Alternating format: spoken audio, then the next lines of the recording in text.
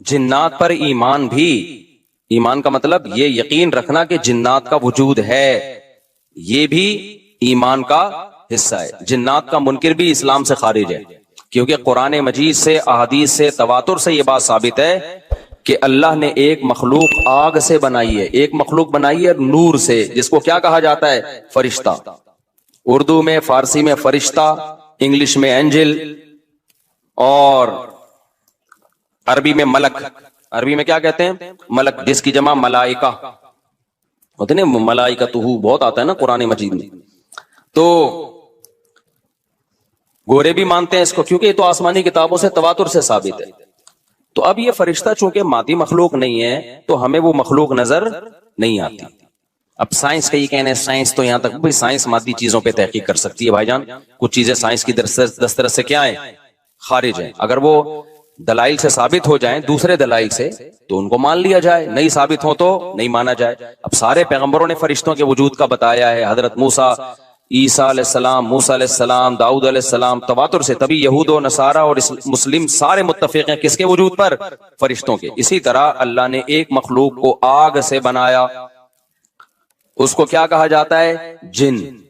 चूंकि वो इंसानों से छुपी हुई है, इसलिए उसको क्या कहा जाता है? जिन। जिन छुपी हुई चीज को कहते हैं। मजनून किसे कहते हैं? जिसकी अकल छुपी हुई हो, पर्दा पड़ गया हो, दीवाना हो गया हो। जनीन उस बच्चे को कहते हैं जो मां के पेट में हो, वो भी छुपा हुआ होता है ना। फलम्मा जन्ना अलैहिल लैल, कुरान कहते हैं जब रात छा गई, अंधेरा कर दिया रात ने, तो हर वो चीज जो छुपी, जुनून इसी से निकला है। जुनून, पागल हो गया ना, गोया दिमाग ही गायब हो गया है, ठीक है ना। तो हर वो चीज जो छुपी हुई होती है ना, उसमें जीम डबल नून वाला मादा पाया जाता है। तो जिन को भी जिन इसलिए कहते हैं कि वो होता है लेकिन नजर, बोलो, नहीं आता। तो इसके बारे में हमारा अकीदा क्या है, जो इस्लाम ने हमें बताया है? भाई जिन्नात भी मुकल्लफ हैं आमाल के, उनमें अच्छे भी होते हैं और उनमें बुरे भी होते हैं। अलबत्ता शैतान एक ऐसा जिन है जो बुरा है। हर जिन बुरा नहीं होता, लेकिन शैतान एक बुरा जिन था जो अड़ गया था ना, फड्डे माजी में लगा था और क़यामत तक अड़ा ही रहेगा। उसकी नस्ल भी ऐसा ही है। लेकिन जिन्नात में अच्छे भी होते हैं और जिन्नात में बुरे भी होते हैं। जिन्नात तालीम कहां से लेते हैं? इंसानों से लेते हैं। जिन्नात में कोई अलग से पैगंबर नहीं आते, इंसानों ही को अल्लाह ने ये फजीलत दी है कि जिन्नात फॉलो किसको करेंगे? इंसानों को। तभी जितने मजहब इंसानों में है ना, उतने ही मजहब किसमें है? जिन अगर मेरा बयान सुनते हैं तो 20 रकत तरावी के कायल हो जाते हैं। किसी अहले हदीस का बयान सुनेंगे तो 8 के कायल हो जाते हैं। जेहलम वाली सरकार का बयान सुनेंगे तो जिन्नों की बीवियां अदालत से जा जाके उनकी अदालतों से खुला ले रही होती हैं कि वो शोहर, उन जिन शोहर देने पर राजी नहीं होता। वो सारे झगड़े जो इंसानों में है ना, जिनमें हो सकता है कुछ 4 शादियां करते हो जो मेरा बयान सुनते हो और पिट भी रहे हो जिन्नियों से, चुड़ैलों से और जिनमें ऐसे भी होंगे जो 1 के कायल होंगे। तो जितने, अब मुझे नहीं पता जिन्नात को 4 की इजाजत है कि 1 की है, ये कुछ मसाइल हो सकता है जिन्नात की हमसे डिफरेंट हो, लेकिन बहरहाल तो हदीस से हमें यह पता चलता है भाई एक मखलूक है जिसे क्या कहा जाता है? जिन कहा जाता है। वो है, उसका वजूद है। और चूंकि वो हो सकता है यहां भी कुछ जिन्नात बैठे हुए हों। अगर वो आप कहें वो बैठे हुए क्यों भाई, वो खड़े हो गए तो सब आप लेटे हुए होंगे फिर यहां पे, इसलिए उनको बैठे ही रहने दो। ठीक, मैं अक्सर चुटकुला सुनाता हूं ना, वो पुराना हो गया लेकिन क्या करें। एक आदमी को किसी ने बताया ये फ्लैट पुराना है, खाली है, यहाँ जिन्नात है, इधर नहीं जाना, वो फंटर बना हुआ है। मैं चल जिन विन की ऐसी की तैसी गया, बेल बजाई, बंदा बाहर निकला ना, अब उल्टे पांव उसके आंखें गोल गोल। तो फिर भी इसमें बड़ा कॉन्फिडेंट नहीं ना, उसने कहा कोई डरता वरता नहीं भाई साहब, आप मैंने सुना यहाँ कोई जिन्नात है। तो वो कहता है मैं तो 500 साल से रह रहा हूं, मुझे तो अब तक कोई जिन नजर।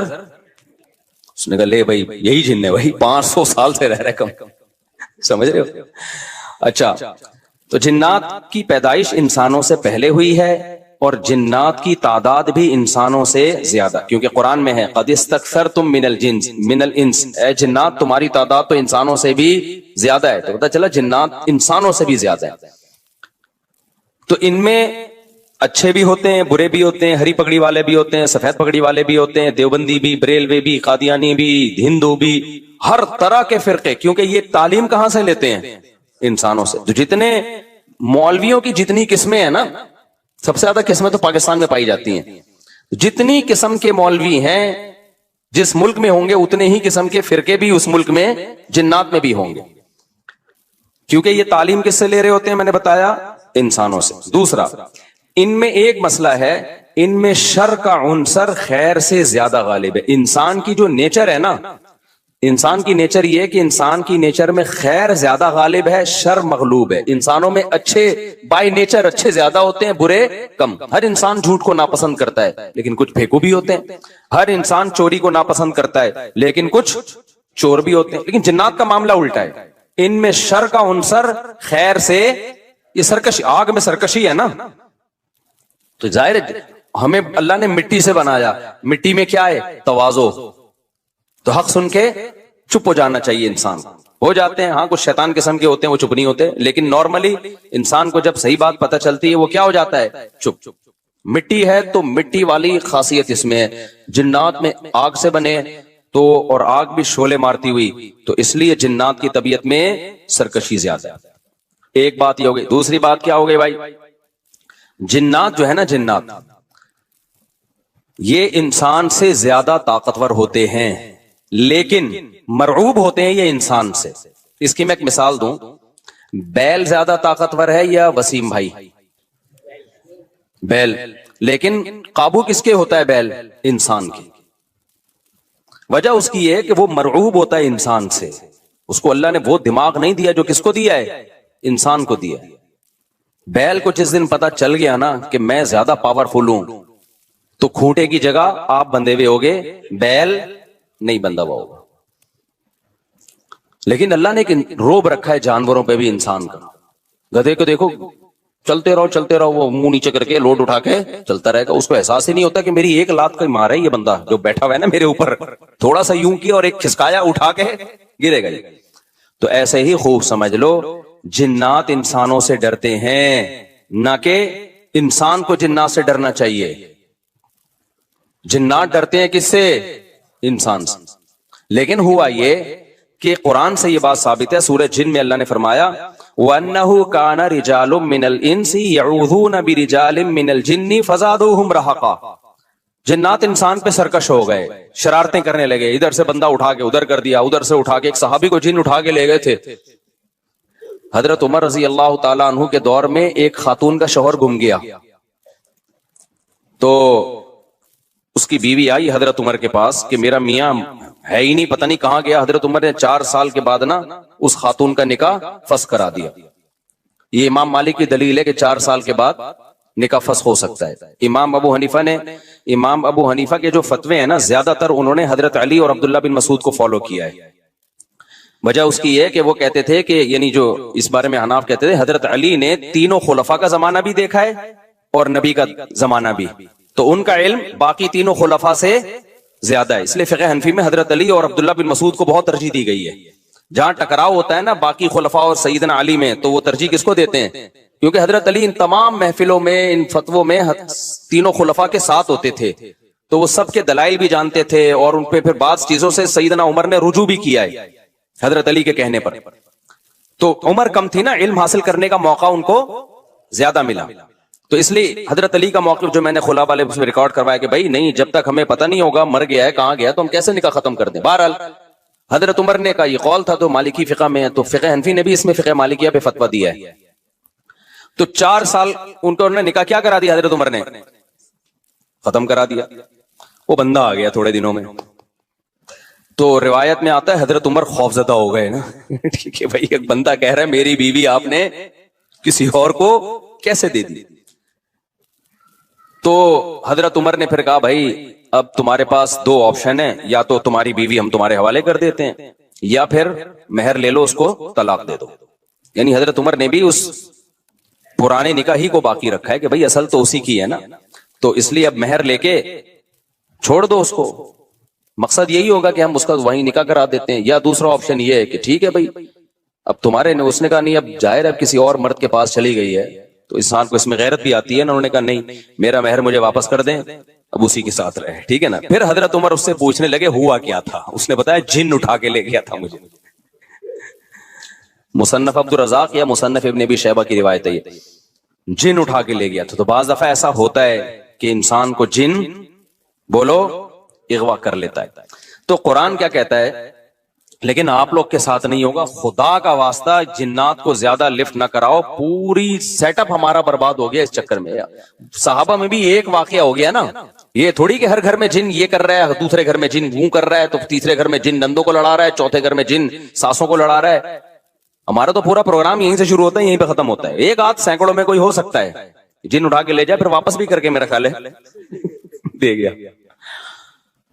अच्छा, तो कुरान में सूरह जिन में आता है अन्नहु कान रिजालुम मिनल इंस, जिन्नात ने खुद ही ये बात कही कि हमसे इंसान डरने लगे और हमसे पनाह लेने लगे।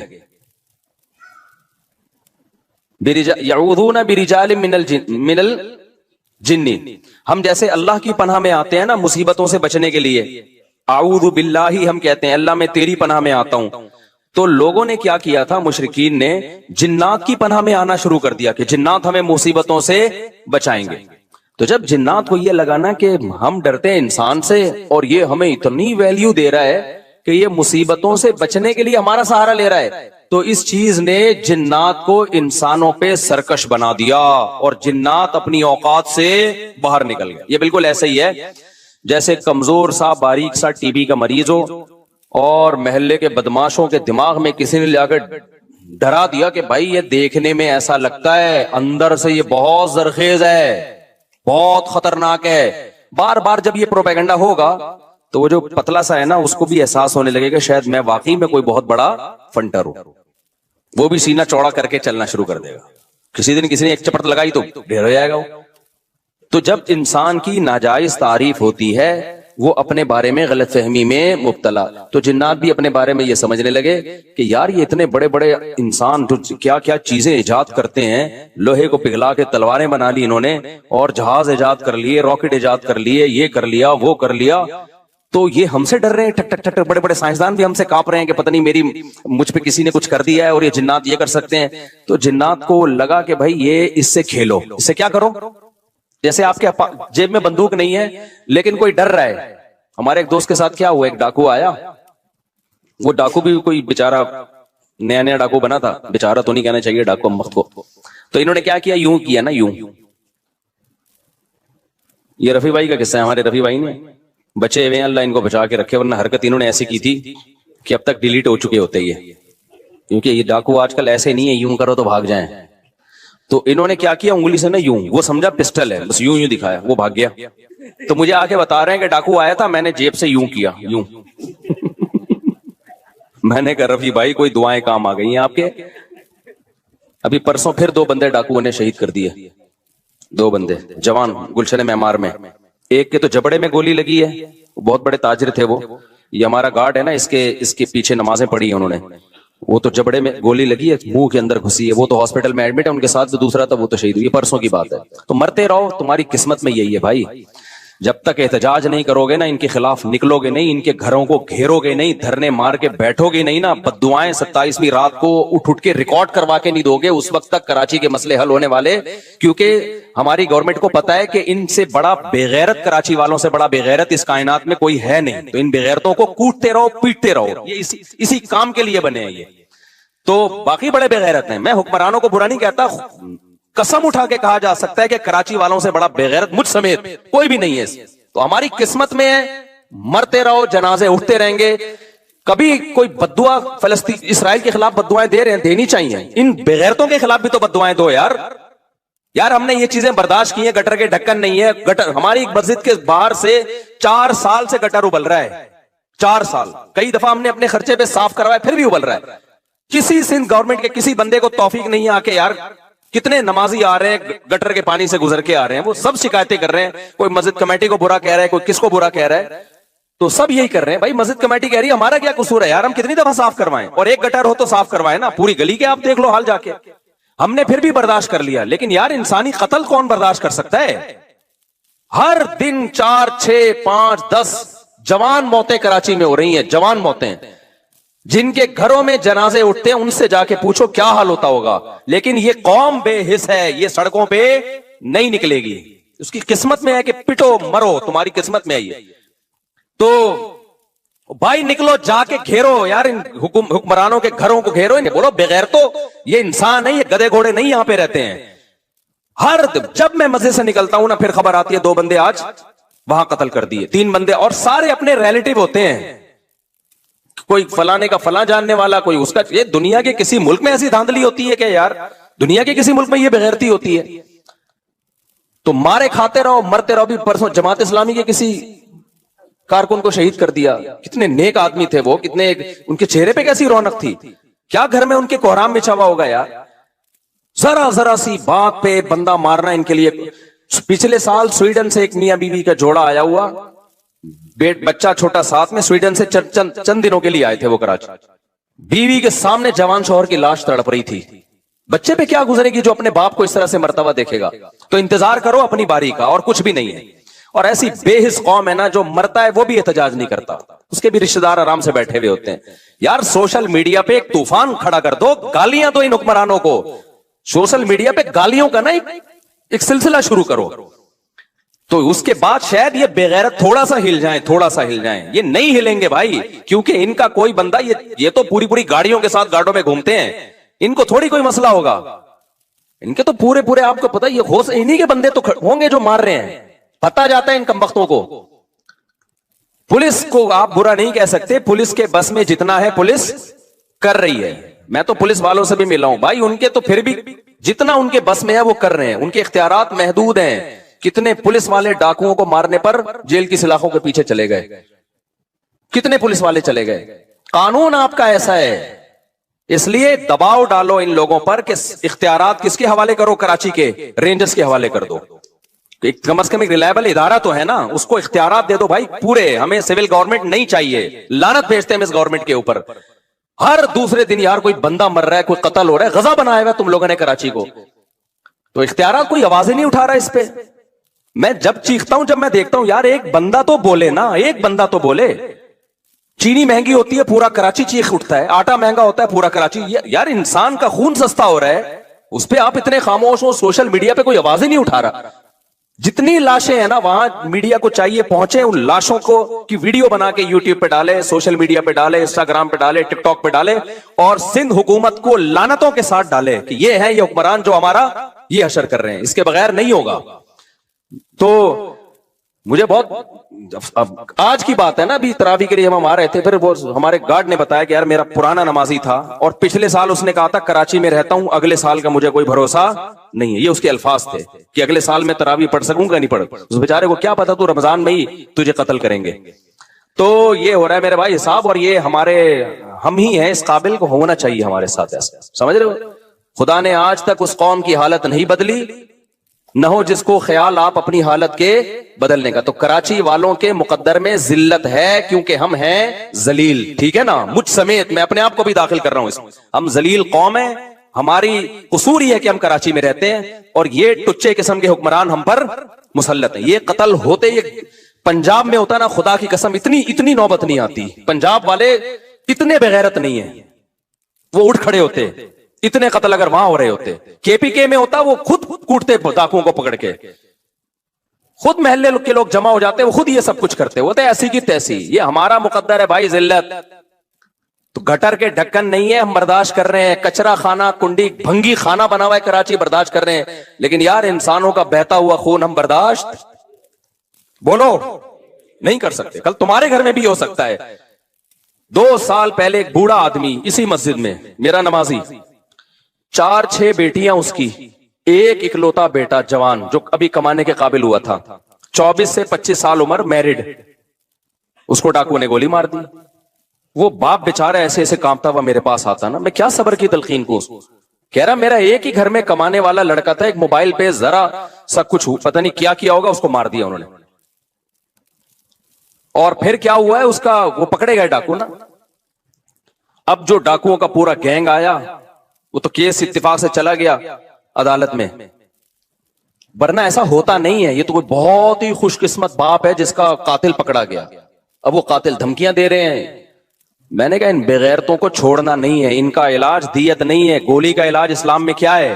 गोली है। उसको बोलो इस बेगैरत कातिल को लेकर आ, इस जैसे कमीने का दुनिया में रहना जायज नहीं है। मैंने कहा माफ नहीं करना इसको बोलो मैंने कत्ल करवाना है इसको। ठीक है कोर्ट का सहारा लेंगे हम, लेकिन फांसी के फंदे पे चढ़ा इसको, इस बेगैरत को। और वो इसके बात कर रहा है इतनी दी, इतनी बल्कि इतने पैसे